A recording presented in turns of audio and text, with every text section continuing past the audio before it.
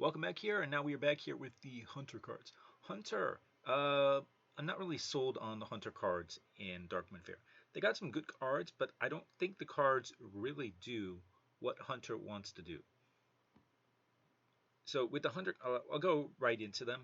But as I said, I don't think the Hunter cards are a little bit interesting. I could see where they would work in Constructed, but in Arena, I think a lot of them, they aren't going to be all that great. So let's start here. Mystery Winner. So yeah, this one's a 6-star card. This one is going to be great. It's a 1-mana 1/1, and you discover something. Like, that is absolutely insane. Like, you can go back, there's a ton of 1-mana 1/1s that generate something, or 1-mana 1/2s that generate something. So a 1-mana 1/1 discovers something, and what it discovers is a secret. And secrets cost 2 mana, and this is 1 mana. So you can play this on turn 1, discover a secret that is very good on turn 2, play it on turn 2, and then, hey, you've got your early game curve set up. Yeah, that is really good. And this means like secrets like Snake Trap, which is you won't see because it's epic as much. You can play that on turn 2, and then you have something on turn 3, and that'll trigger pretty easily. So yeah, this is easy 6-star card, easily the best card that Hunter has in the set. Dancing Cobra. So 2 mana 1/5 corrupt game poisons. I went over this when I went over the corrupt mechanic. 2 mana 1/5 bad stats. You don't want to play this on curve. So you want to hold this, corrupt it, and then it becomes like the 5 drops that were a 1/5 or a 2/5 and had poisonous. So, or the only time you would play this on curve is if you had something like a Houndmaster to coin out into it, which probably not going to have.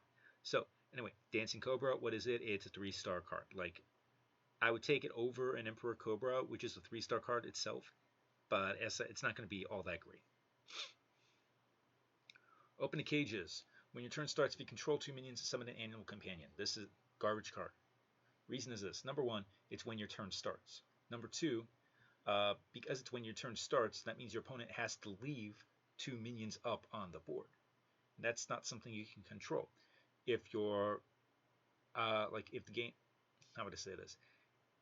If you're in a position where your opponent is leaving 2 of your minions up, then you're already massively ahead that you don't need a 1-mana discount on Animal Companion. Like, that's the problem. It's such a hard condition, and the answer is you get a 1-mana discount on Animal Companion. And that's just bad. This is a 1-star card. Do not draft this card. Like, do not take this card unless you are certain your board is going to remain around. Trampling Rhino. 5 mana 5/5 rush. After this attacks and kills a minion, excess damage hits the hero. This is a really good card.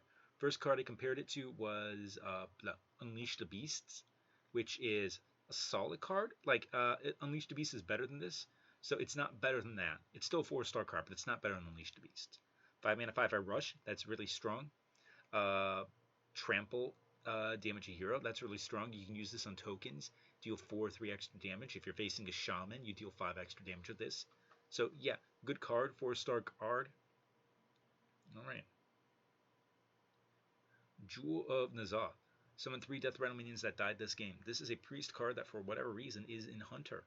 So yeah, there are Death Rattle things that you summon, but really it's bad. It's like a low 2-star card just for the occasion where you get like High Main or Teacher's Pet, and you get to summon 2 of those with this.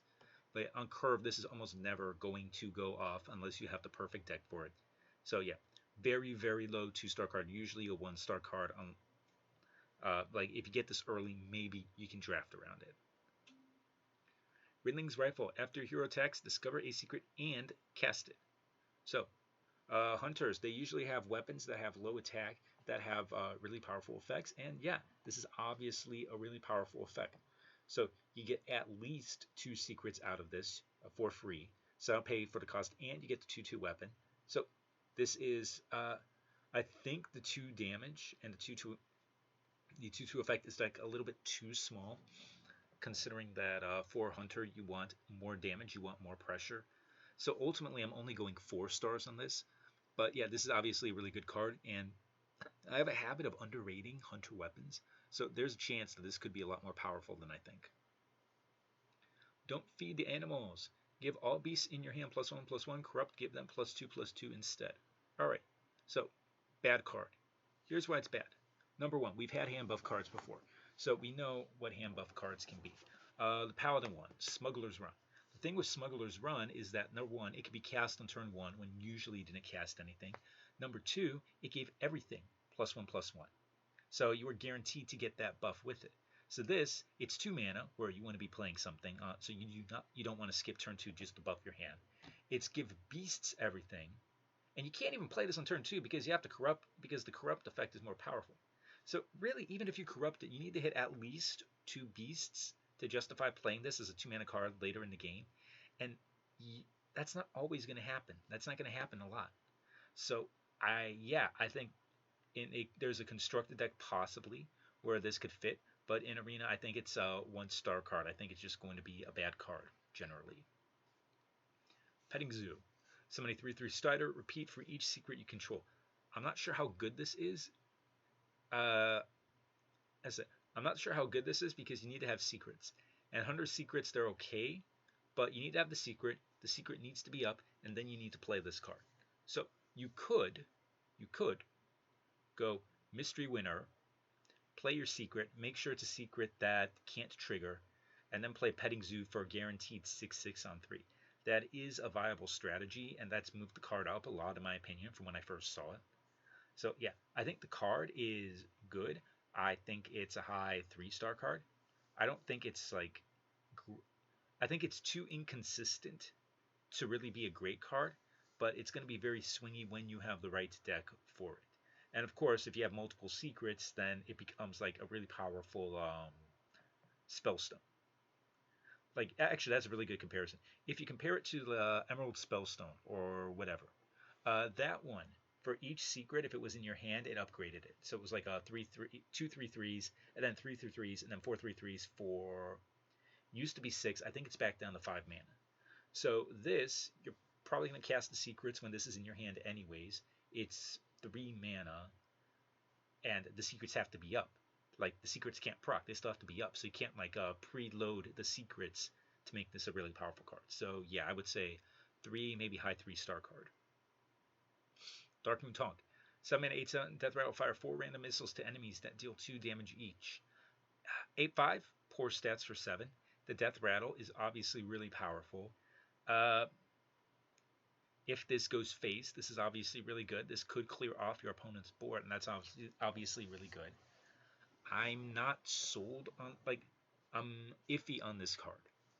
I don't know if this is going to be good or bad. I think it's going to end up being good. I'm going, like, I don't want to say, I could see this underperforming. Right now, I have it as a 4-star card. I have it worse than a Plagued Proto Drake, just because I can see the time when the damage goes face and where that matters. But yeah, I can very easily see this being only like a 3-star or even a 2-star card. Alright, last one here. Maxima Blastenheimer. Summon a minion from your deck, it attacks the enemy hero and then dies. So, if it's a 6 mana Nightblade, unless it hits something with 4 or more attack, and that can even be worse than that. So, like, obviously, there is the combo with Darkmoon Tonk. You do 8 damage face, and then it dies, and you deal 2 damage to 4 things. So, I could see that. Honestly, I think it's going to be, like, it's pickable just because it's Hunter, and that's the only reason. I would say it's a low 2-star card, but yeah, I don't think this is a good card at all. Alright, that's it for Hunter, and when I come back, I will be doing Mage, so I will see you guys then.